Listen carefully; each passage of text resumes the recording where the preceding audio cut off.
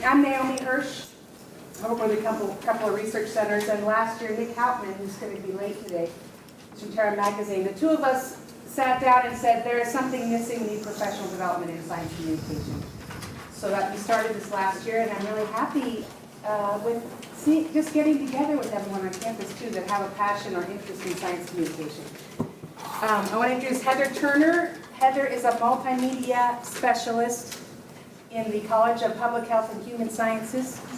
She was hired a year and a half ago. That was a smart move for the college because we all know how important video storytelling is and how spread thin we all are.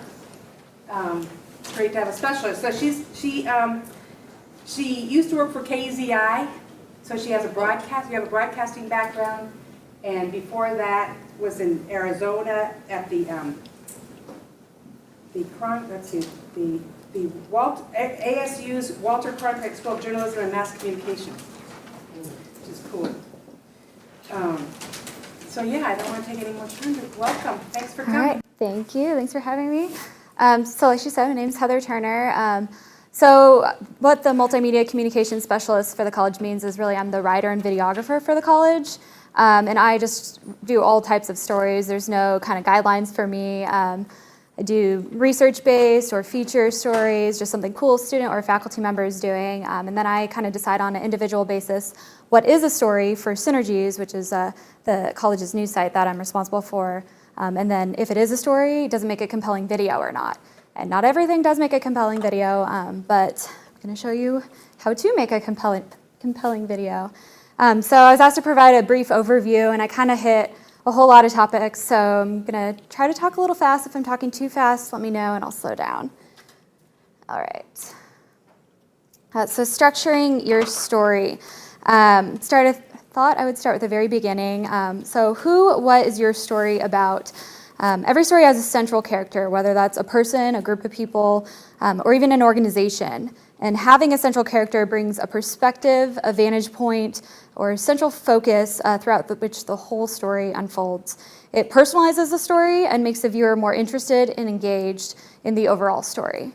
So to start, you have to decide who you're going to be interviewing. And if possible, I suggest interviewing more than one person to tell the story. It's not always possible. You might be talking about one person's work who they're the only one who does that, so that's fine. But having more than one person contribute will also help keep the viewer's attention. But I also think there can be too many people in some stories. So if the story's about an event, that's totally fine to interview several people. It makes it more interesting, it's fun and engaging. But if the story's about one researcher's work, you can maybe talk to the researcher. If they're working with a grad student, sure, maybe they're impacting the community, so you want to talk to the community member about how it helps them. But that's probably good. You don't really need 5 researchers all talking about this same exact story, because that could just get a little overwhelming, maybe confusing for the viewer, and boring possibly. So what's the purpose of the story? Who is your audience? So you need to decide who the audience is before you start the interview, and that can help frame your questions. So if your audience is a group of scientists who really know the topic, you can ask more complicated questions that will in turn call for more complex answers that they'll be able to understand. Now, if your audience is incoming freshmen, you might want to frame the questions in a way that would lead the interviewee to be more conversational, perhaps more interesting for that age group and their level of expertise. Also, you might want to alter who you're interviewing based on who the audience is. So for example, I did a story at the New Student Picnic here both years, and since the story was meant to excite incoming freshmen, I interviewed current freshmen about what they really like about the college, what they've been interested in so far, but I also interviewed an advisor so that they can put a face to someone they're probably going to be dealing with a lot, and then they also had a more professional aspect of the story, talking a little more seriously about what they can experience here. So it kind of gave both angles there. So what's the main point you want the audience to take away from the story? Most of the time, the purpose of any story is so that your audience learns something new or becomes more interested in whatever topic it is you're covering. So how do you do that? You make sure your story is informative, accurate, interesting, and engaging.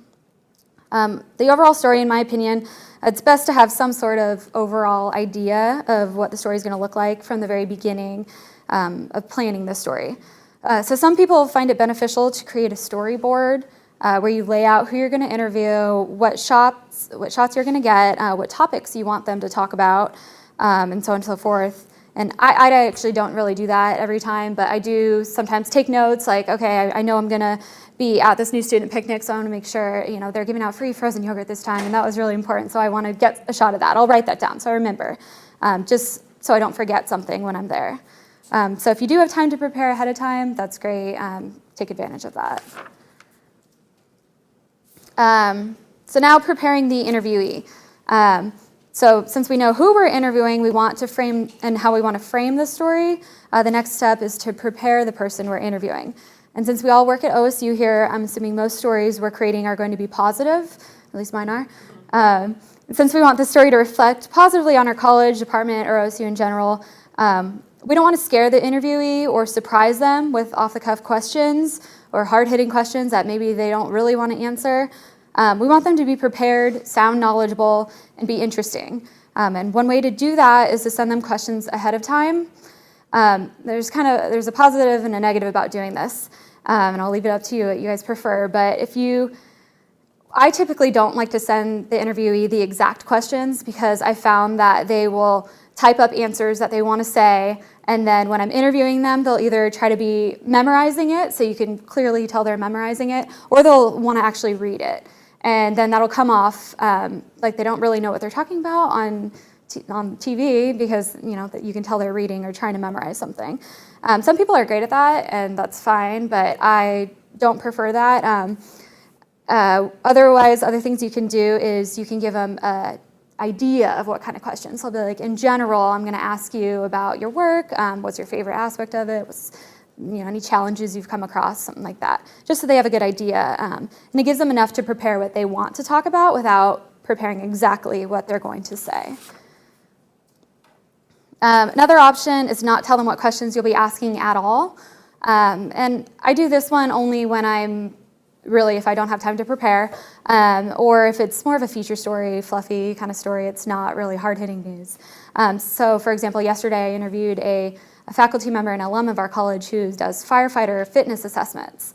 So I didn't have any time to send her any questions or anything, but when I got there, she does this every day. She knows what she's doing. So I wasn't asking very specific questions about the types of machines she's using. I was just asking, in general, what do you do? What do you like most about it? How does this help the firefighters? Stuff like that. So she was able to answer them very knowledgeably, and I think it turned out great. And lastly, the other option would be to script the entire interview. I've done this a few times actually, and it's turned out pretty well. Basically what I do is I tell the person I'm interviewing, you have 20 seconds or however long it is that you're giving them for their little soundbite. And then I let them write what they want to say, so I don't tell them what to say, I let them do it, so it's their own words. Maybe I'll tweak it so it sounds a little bit more conversational, because it is a little difficult to write conversationally. And then I'll print it out. When I'm interviewing them, I'll set up the camera, I'll hold up their script, and stand off to the side, and they can literally read it. And like I said, it hasn't turned out bad. There's been a couple times where I'll let them do it a couple times, so each time they do it, they get a little more natural with it. So actually, here's a quick example of when I did that. It's for a video I did, What is Public Health at Oregon State? And I asked each of them, what is public health at Oregon State? And this is just a real short clip of it, but there were several people Public involved. health at Oregon State means being on the front lines of injury care and prevention. Athletic training students have the opportunity to learn and apply knowledge in emergency management care, as well as the treatment, prevention, and rehabilitation of athletic injuries. Our clinical experiences prepare us to work at a number of different settings, from high schools to Division I universities. For me, this meant interning with the NFL and the Pittsburgh Steelers to broaden my perspective. Public health at Oregon State is learning that health is affected by the environments we live in. Our families, our neighborhoods, our work and social settings, all of these are considered social determinants of health. We can modify our chances of living a healthy life by what we do, how we spend our time, who we interact with, what we eat, even the amount of sleep that we get. Students in human development and family sciences learn how to work with people so that they can get the resources they need to live a healthy life. So I don't know if you could tell they were reading. You can kind of tell, but I don't think it's horrible. But the problem with that video is I had 10 people I had to interview, and I only had 2 minutes to show them all. So we wanted them to say something specific. We let them script it, and I think it worked out fine.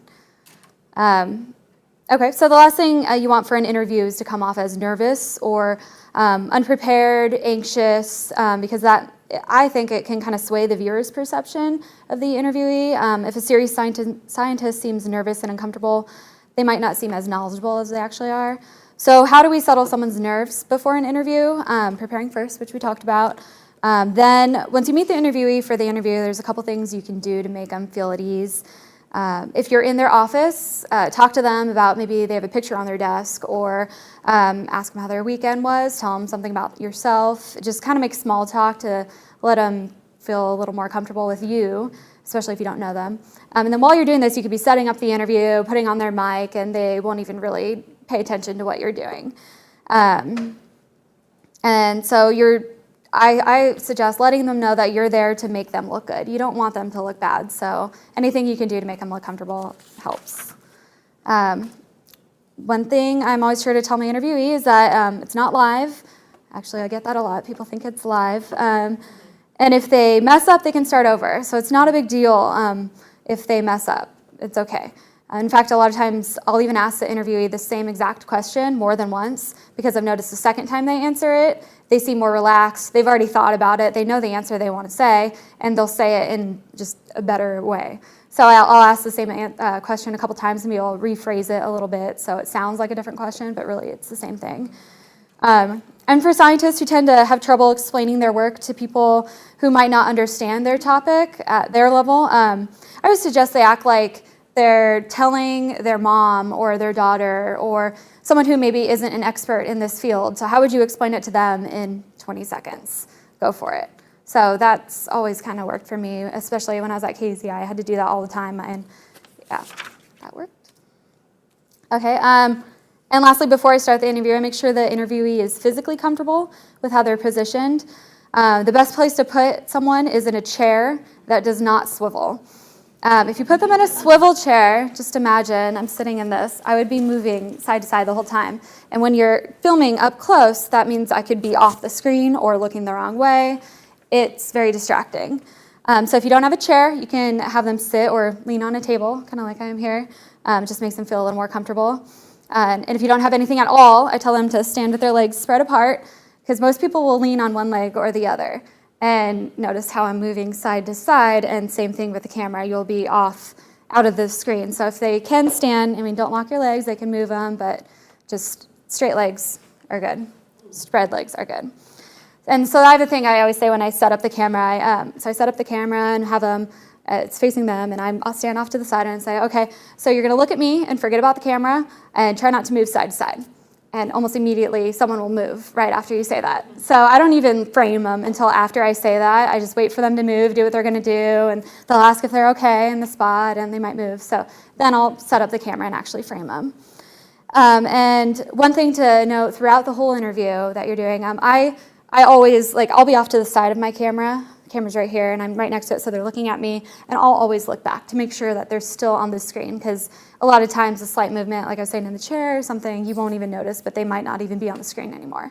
So always keep looking, and also make sure it's still recording and audio levels are still going, so there's a lot to keep checking on. Okay, so now we got the interview all set up, and the subject is comfortable. It's time to ask the questions. So the number one rule when asking a question is to leave it open-ended. Don't ask yes or no questions. It's not going to help you when it comes time to edit, especially when you're not putting your own voice in it.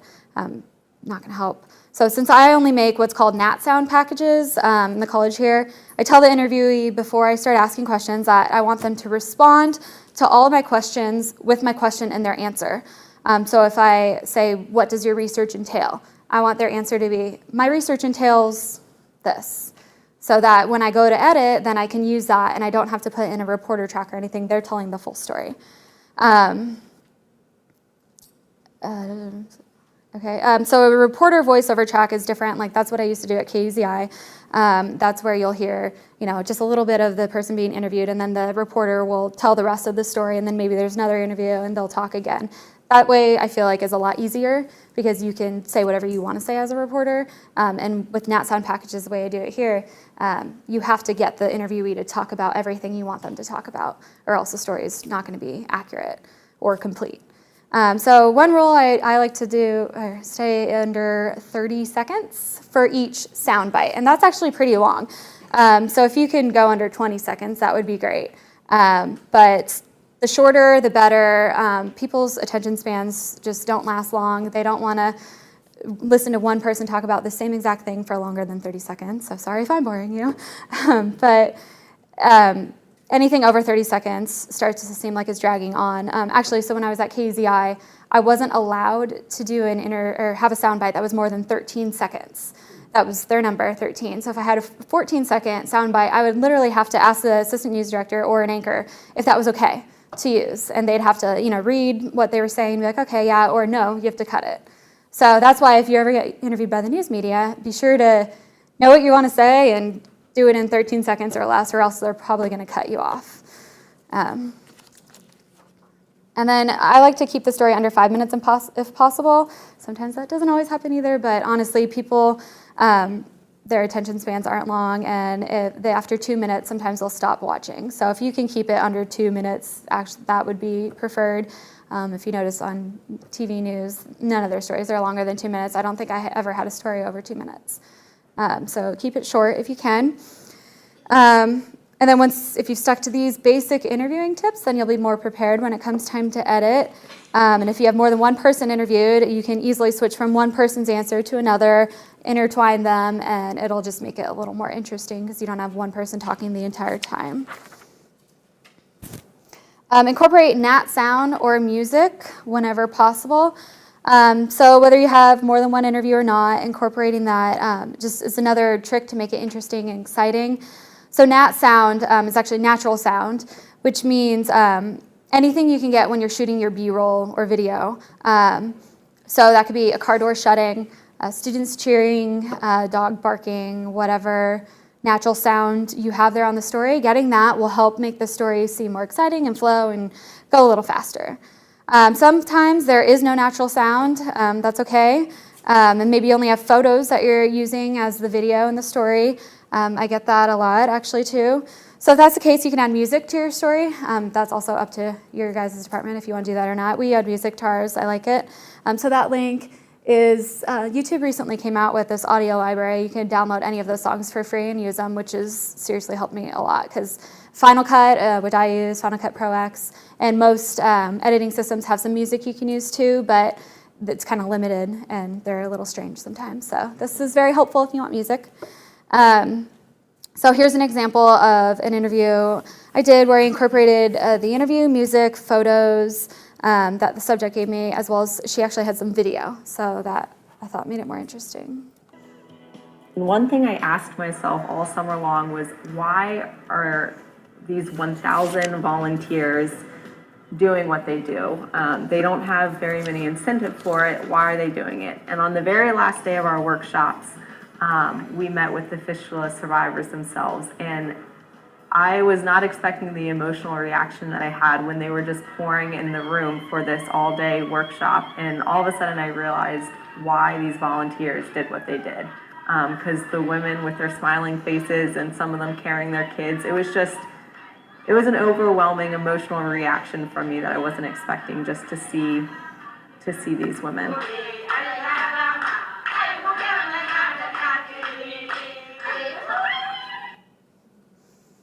So that's an example of natural sound.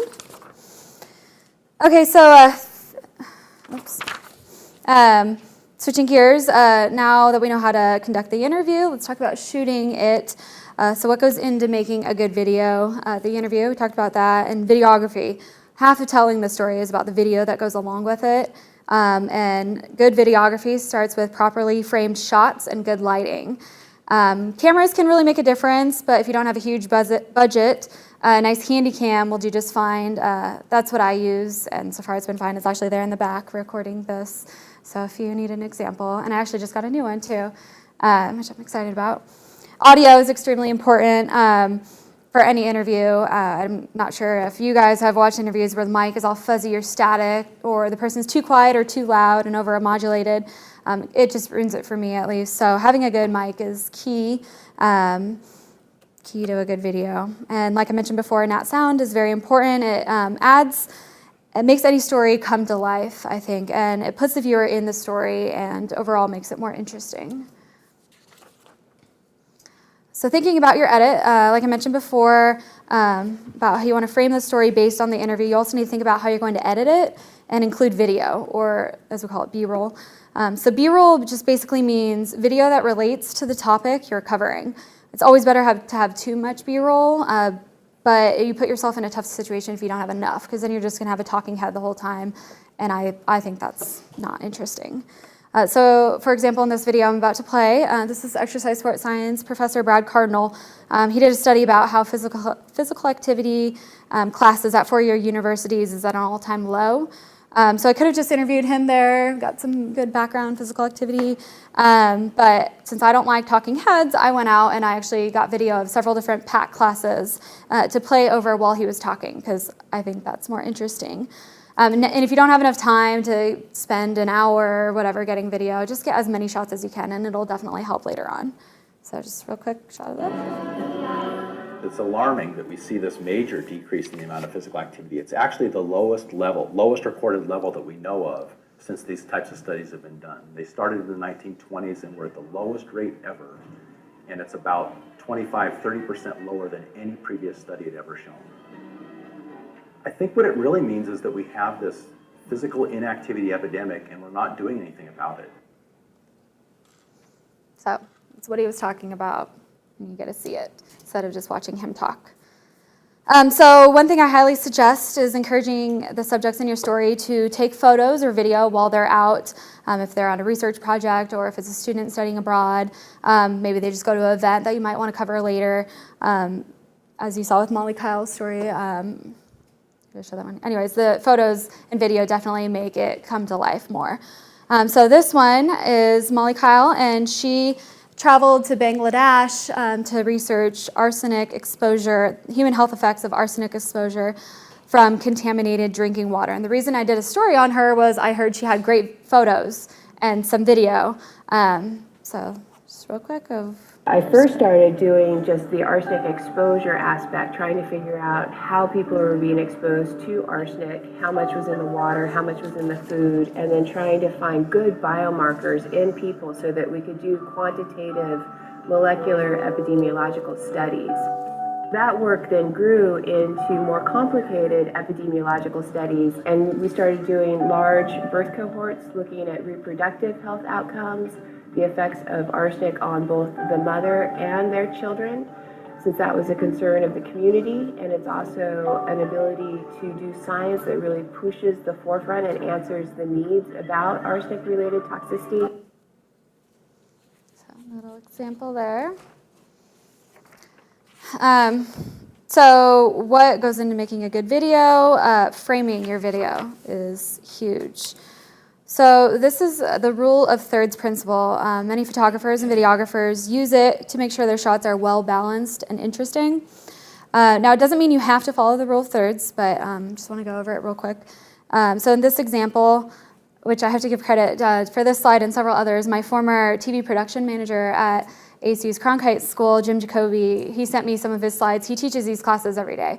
So he sent me a storytelling and a videography PowerPoint, and then I mixed in my own experiences and worked with that. But as you can see here, the basic principle behind the rule of thirds is to imagine breaking down the image into thirds, both horizontally and vertically, so you have 9 parts. And it's something you can just imagine while you're looking in the viewfinder when you're framing the shot. With the grid in mind, the rule of thirds now identifies 4 important parts where all the lines connect there of the image that you should consider placing points of interest in as you frame your image. Here's another example. So the theory is if you place points of interest in the intersections or along the lines, that your photo becomes more balanced and will enable the viewer of the image to interact with it more naturally. Studies have shown that when viewing images, that people's eyes usually go to one of the intersection points most naturally rather than the center of the shot. Using the rule of thirds works with this natural way of viewing an image rather than working against it. You'll notice in most interviews, this point of interest is usually the subject's eye or face. And then just for reference, if you want more information on how to do the rule of thirds, I borrowed this photo and explanation from digitalphotographyschool.com. So moving on, you want to position your interviewees so that they're not looking straight at the camera. Instead, they're looking off to the side. Normally, that's right where you're sitting if you're the only one there, or if you have a reporter with you. So this is an example of too much looking room. So he's off to the side, yeah, but notice he's not completely centered on those 4 lines. And in fact, if this interview were to air on a 4x3 TV screen, you probably would cut half of his body off there. That's happened to me before at KZI, so I've learned the hard way. But so you kind of just pretend there's a little box all the way around inside the square, and try to keep the person you're interviewing inside that box. So just leave a little extra space. This is an example of not enough looking room. If you're going to have her look that way, then she should be on that side looking that way. This is an example of excessive headroom. Notice all the white space above and to the side. It's just kind of wasted space there. You'd want to move her up and to the right a little bit. And then not enough headroom. So you can see her forehead's cut off.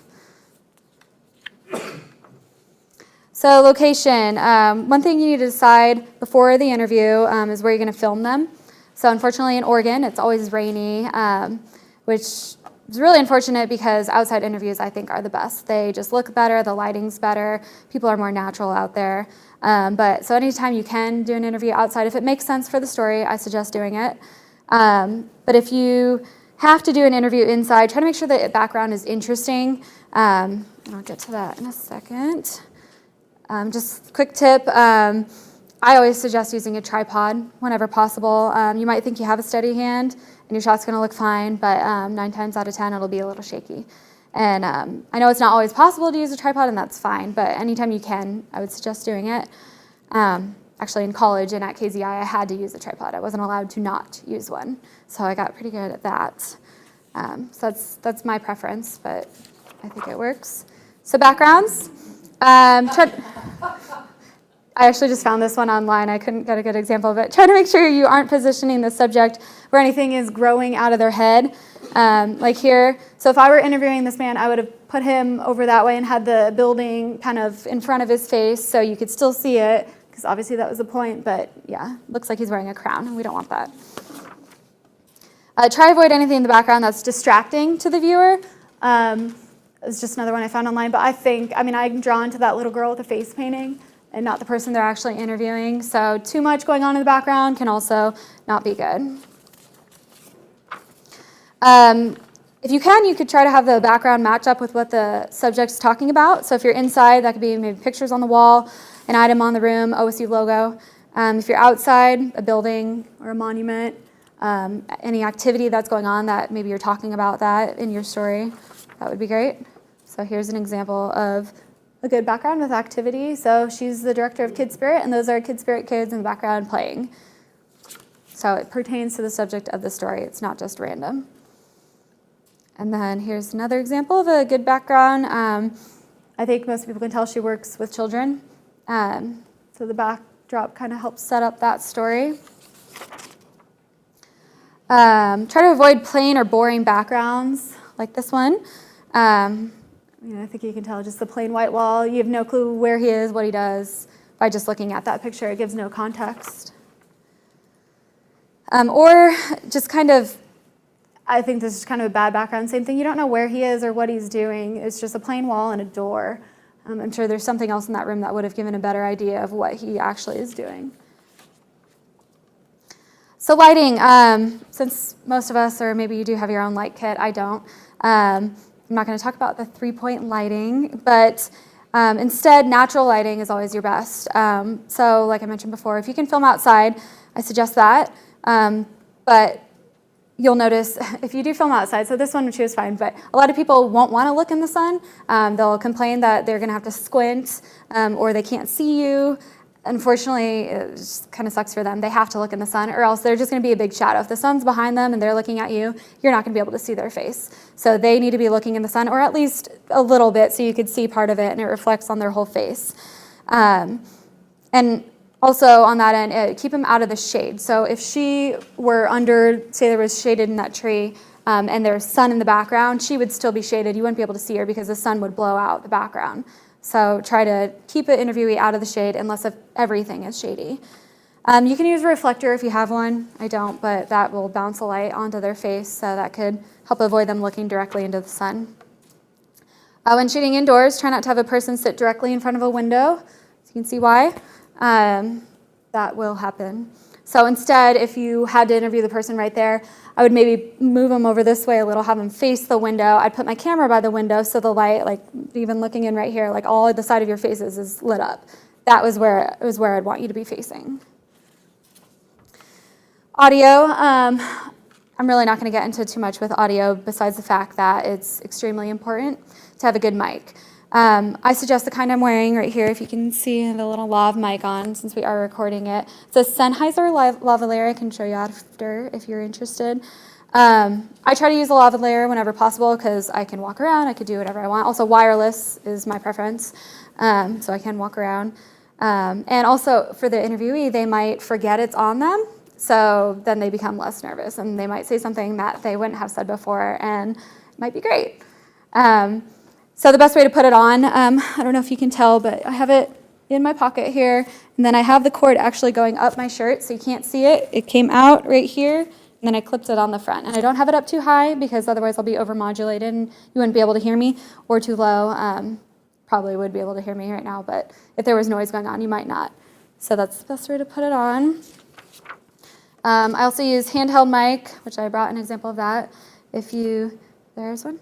If you would rather do that, it's better for a man on the street interviews, we call it. If you're interviewing a lot of people at once, like this is from that new student picnic I told you about, and you can see in the very bottom is my mic. I was interviewing a lot of people at once, so it's just a lot easier than trying to hide the mic every time. And it actually does a really good job of cutting out background noise. Things to be aware of with audio. Ambient noise, which is air conditioning kicking on or a fan going on in the background, especially here on campus, people talking around you. If you're in an office, someone next door is telling a great story, you'll hear all of that. So it might not sound too loud when you're there, but if you can control it, please try to. It will make the world a difference. That's another reason to have a good mic, because a lot of times the mics will pick up the interview better than the ambient noise. So if you're outside, traffic, skateboarders, people walking, talking. I had this happen to me. Someone actually skateboarded right by me in a great part of this, that girl you saw earlier sitting outside her interview, and I just asked her the question again because it was a great answer and the skateboard was so loud, there's no way I was going to use that. So just try to be aware of what other noise is going on, and you might have to re-ask a question. Other things to be aware of, very important actually. You might not think about it when you're conducting the interview, but every time you agree with the person, saying yeah or the mic will hear that. You'll be in the interview, and especially if you're not doing a reporter track, like what I do now, it doesn't make any sense to hear me saying yeah, okay, oh cool to everything. So just try to avoid that. You just keep your mouth closed, and if you want to smile and nod, that's great. They'll understand. So I briefly mentioned natural sound before, but they can really be your best friend when editing. If you try to get your camera, the best way to do it is get your camera up really close to what you want the natural sound to be. So like that example I said of the firefighter assessment I filmed yesterday, I literally was sitting on the ground behind the treadmill, which probably wasn't safe, but while the firefighter was running so I could get his feet on it and the noise of it. And I haven't edited the story yet, but I'm assuming I will try to use that in my story to try to make it flow a little better. The more options you have, the better. So lastly, for audio, always wear headphones. The worst feeling is getting back to your computer, you're all excited to edit, and you realize it's just static. You didn't have anything. Maybe your audio levels were going, but that was just static. And it's happened to me several times. One of them, I'd interviewed the governor. So that was not good. It wasn't my fault. My headphone jack didn't work, so I couldn't watch them or listen to it. But yes, it's very unfortunate when you don't have audio after the whole interview. So always wear headphones. Always be thinking about the editing process while you're shooting. What can help tell the story? What other video will complement your story? Keep your eyes and your ears open for shots and actions that will help make your story come to life. Yes? You showed a photo earlier that was pretty similar to this. It was, the foreground was concrete and you were shooting at the playground. Oh, yeah. over here. So that seems sort of to violate the rule of thirds, or is that consistent with that? Well, like I said, you don't always have to use the rule of thirds, but actually, in my eyes, that is the main, this is what I'm focusing on. So it's up in this corner, and yeah, that's extra room, but if you also notice them over there, that was me trying to get creative with the shot. I'm talking about from the bottom up, though. Yeah, it is pretty much, so yeah, it's not exactly the rule of thirds, Oh, and okay, so you don't always have to do it. Interview more is when you're interviewing the person, that's when I would suggest it the most. And actually, I don't know if you noticed, but in one of my shots, she wasn't fully on the side either. My camera tends to focus on the middle, so I have to move them towards the middle a little to make them in focus. But yeah, no, it's not every single shot, you don't have to do it. But if you do notice, if you have a favorite photographer you follow or videographer, you'll notice a lot of the shots, the object they want you to be looking off is off to the side or up in a corner. It's not perfectly centered.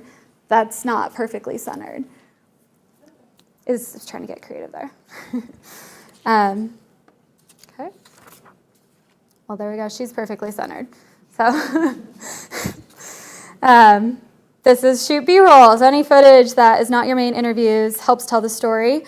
So for example, in this story, she's a PhD student, Sarah Schmidt. She studies kindergarten school readiness in our college.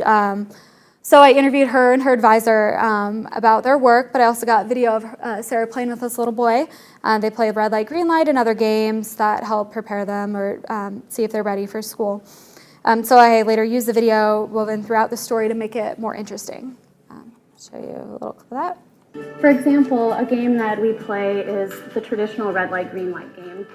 And so we would ask children to first play in the traditional way. Red means stop, green means go. But then as we continue playing the games, we add and change rules so that the kids have to adapt and remember new rules and pay attention to those new rules and abide by them. Another game we play with the kids is a variation of the traditional Simon Says game. So my name is Sarah, so it would be called Sarah Says. And in this game, the children, like the typical Simon Says game, the children are to do the action that I ask them to do when I say Sarah Says and not do it when I don't say Sarah Says. So I guess that's a good example of trying to get creative. I do try to get as creative as I can. I put things in the foreground of the shot, make them blurry like you saw on that one. The little train was blurry and then she's in the background playing. Or I'll do it the other way. I'll have the little train would be in focus and she's all blurry in the background. Just something to mix it up, make it a little more interesting. It's kind of hard to do when you don't have rack focus, when everything's manual on your, or everything's automatic on your camera. But there's some tricks, you could get your camera up close to something and it'll either focus on it or focus behind it. So that you just kind of move your camera to make it do what you want it to do. So trying to be sure to shoot sequences. I don't know if you noticed that, but you saw her playing a wide shot, medium, and tight. So here's a good example of a wide shot. So a sequence is a number of shots that are related to each other and overall convey a single message. So if there's a wide, there's a medium, zoom in a little more, and then the tight shot of the girl cutting the onion. So they're all the same shot. It's just 3 different angles of it, 3 different wide, medium, tight. And it makes it flow a little nicely. And then here's that in action. So we have volunteers who have either signed up for credit or they're just volunteering their time, and they have done a dry run. The week before the cooking class, they do a dry run, and they become experts on their recipes. So they do the recipes, they read them, they know them front to back, they know what all the techniques are, and that way when we get to the class, if the students know what is zesting, how do I juice a lemon, how do I even cook pasta, the volunteers know exactly what to tell them, how to do it. And so it benefits the students who are coming to the class, and then it also benefits the volunteers because they're gaining new knowledge and they're gaining teaching skills as well. So I guess you could say that's also kind of my style, to have things that are blurry in the foreground. I also do like to put the camera on the ground a lot. My coworker makes fun of me for doing that all the time, but I like it. Okay, so moving on. Just a couple other tips real quick, I'm almost done here. To try to shoot cutaways whenever possible, especially if you don't have enough B-roll. So a cutaway is a shot that diverts the viewer's eye for a moment from the main subject and allows you to advance time and eliminate jump cuts. So it could be a shot of someone's nameplate on their desk or some other item that kind of relates to the story. Something else in the room, maybe on the wall, like we said, OSU poster or something. Or a tight shot of their eyes or hands, that's a common one. It's just something that where the person can move a little, you could switch between interviews and the viewer won't know because you went to their hands while you cut and went to a different sound bite. So it helps in editing a lot. Try to avoid jump cuts whenever possible. So a jump cut is an edit that causes an unnatural jump in time, forward or backward. It's an edit that causes an object in the frame to jump unnaturally into a new position. So imagine you're filming me right now, and when, say, we're watching a video of me, and I'm right here talking, and then all of a sudden I'm down there on the computer. That just doesn't make any sense, because how do I do that without showing me walk over there? So that's what a jump cut is. Instead, if you were to have to do that, you could show me up here, and then my hands typing on my computer, and then me at the computer. That's one way to do it. Or you can use a transition. I advise you to not go crazy with transitions if possible. I like to stick with cross dissolves. It's just where the two kind of blend into each other. And there's all types of crazy transitions that editing programs offer, like flips, spins, rotating video, video coming out of another video. I think they can be distracting and actually take away from the story. That's my personal opinion, but dissolves don't seem to do that as much. So briefly on editing, there's several different types of editing programs. This is only 4 of them. There are plenty. They're all very similar, as you can kind of see there. I learned on Final Cut 7 and have used Avid, Edius, and now Final Cut Pro X. This is Pro X down here, so it actually looks very different than all the others. Adobe Premiere and Final Cut 7, I think, seem to be the favorite of editors. But now, like I said, I actually like Final Cut Pro X more. So if you have any questions, I really can't get into much on editing because that would be an entire whole different presentation. But if you have any questions, Google is actually your new best friend. So I didn't know anything about Final Cut Pro X. I wanted to cry when I saw it because I had a story I had to do that my first week here, and I didn't know how to do it. No one knew how to do it. I asked around OSU. Someone, they might have known, not had time to help. So I watched the training videos, and then I had to Google every question that I had. How do you make a cut in the video? There's a blade tool, and Google would show me. I'd have a YouTube video. I learned everything. So if you have any questions, Google helps, or YouTube. So everyone has their own editing style, and I don't want you to think this is how you have to do it at all. But this is what I do. This is actually like a final project here. So I will lay down my audio tracks first, which is the middle line there. I actually bring them all down, and I cut what sound bites I actually like, and then I'll put them in order where they make sense. After I do that, then I lay down the video, which is the top. And this one just happens to be all those pictures from Molly Kyle's story, so that's why there's so many. And then those are cross dissolves. In between, I do that next, because with photos, I like to do a lot of cross dissolves. Makes them flow a little better. And then I put any titles up top, which is the very top ones over there in the corner, if you have any words on the screen. And lastly, I put my music in, which is the bottom. That's how I do it. That does not mean that's how you should do it. I just have found it's faster. Yeah, I got pretty fast at doing that, so. Okay, so before I end, I wanted to briefly mention a few options on campus if you need help with making a video. If you have any questions or if you just want them to do it for you. If you're in College of Public Health and Human Sciences, I'm the person to ask. I can help you make a video. I could possibly do it for you. Go to me if you need questions. Christina Case with Media Services asked, I mentioned her name. They can produce campus video production services. So they're there to assist you with questions as well. You can rent some equipment from Student Media Services. I haven't ever done that, but I did meet a very nice gentleman over there who was helping me with camera questions, and he said I could rent their cameras, and I believe you can rent laptops with the editing systems and all that. So Student Media Services, and then Interactive Communications, Justin Smith over there, he's just one of them who you can contact if you want to pay them to make a video for you. And Justin's the one who does all the Pac-12 videos now, so very high quality videos there. If you have any other questions about who to contact, I can be sure to help you find that. And it's my presentation. I hope you got a little better understanding of how to tell a story through video.